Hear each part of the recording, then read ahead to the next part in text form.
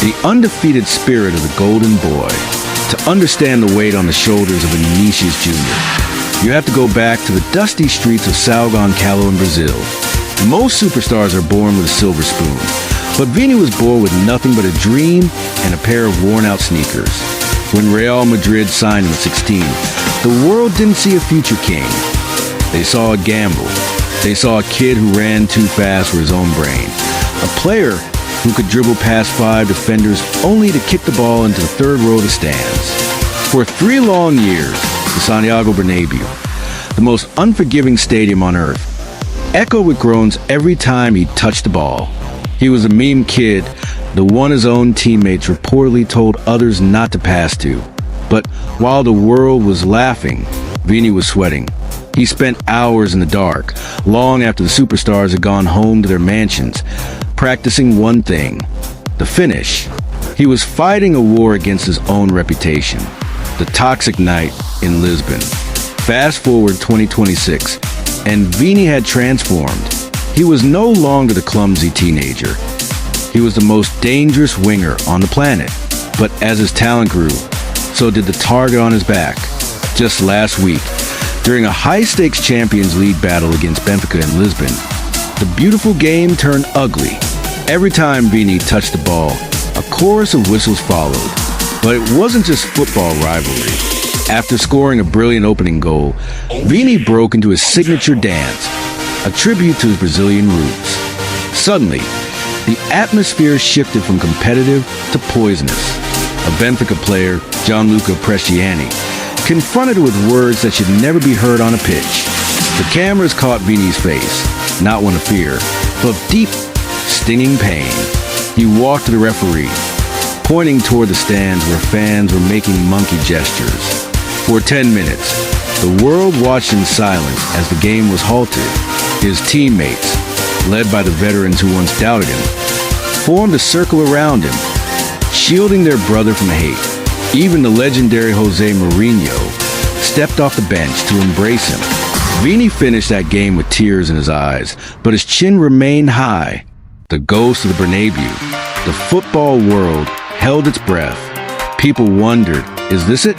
Will the hate finally extinguish the fire in his soul? The answer came yesterday, as Benfica traveled to Madrid for the second leg. The tension was so thick, you could cut it with a knife. The Spanish media had spent the week debating if Vini was mentally ready to play. The Benfica fans arrived in Madrid, ready to provoke him again. For the first hour of the match, it looked like the pressure was winning. Vini was being hacked down, kicked, and crowded by 3 defenders at a time. He looked frustrated. Benfica even scored a shock goal, silencing the home crowd.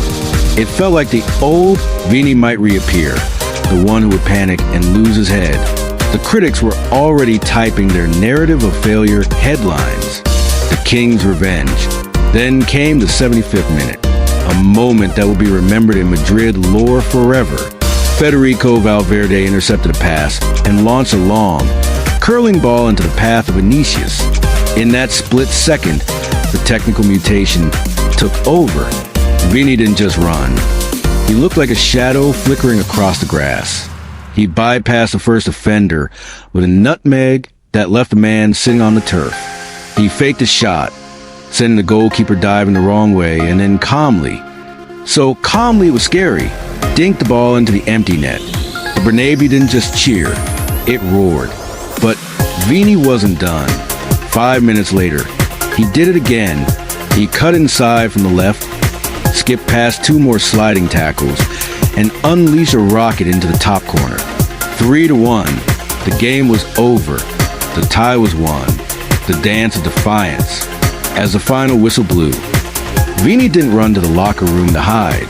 He walked slowly to the corner flag, right in front of the traveling Lisbon fans. He stood still for a moment, looking at the No to Racism banner hanging from the rafters. Then he began to dance. It was the same dance from a week ago, but it felt different.